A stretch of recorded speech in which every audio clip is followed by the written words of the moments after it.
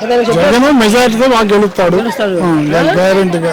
అదే కాదు మామూలుగా ఇది వాళ్ళందరూ ఏకమై వస్తున్నారు కదా ప్రతిపక్షాలు అన్ని ఎండే కూడా గెలుస్తాడు, అన్ని పోయినా గెలుస్తాడు. చంద్రబాబు ఏమంటారు నన్ను ఒకసారి చూడండి నేను ఇంతకన్నా ఎక్కువ పదవాళ్ళ టాన్ తప్పదు కదా, నువ్వు ఇప్పుడు నీ పని నువ్వు చేయని తప్పదు, నా పని ఏది తప్పదు. అట్ట ప్రతి వాళ్ళు అనుకోవటం కానీ అందరూ అనుకున్న పనులు జరగవు.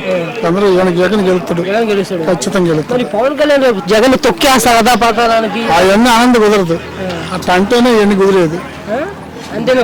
అంతేనే అది అనకుండా నువ్వు ఈ పని చేయకపోతే నీకు జీతం వేరు కదా.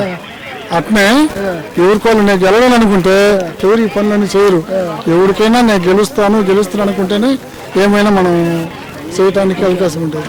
అలాగే చెప్పండి మరి వైఎస్ షర్మిల గారు ఇప్పుడు కడపలో ఎంపీగా పోటీ చేస్తున్నా అంటుంది, మా జగన్ గారికి ఓటు వేయొద్దు అంటుంది. మరి ఎవరు వాళ్ళ సెల్లులా ఆమె ఏమంటే ఏమో వద్దంటే ఊరుకుంటారా? ఆమె వేయకుంటే ఊరుకుంటారా? వేసేవాళ్ళు ఎట్టని వేస్తారు. ఇప్పుడు వచ్చిన జనమంది ఉన్నారు, ఎంతమంది ఊరుకో వద్దన్నా కూడా వేయకుండా ఉండరు.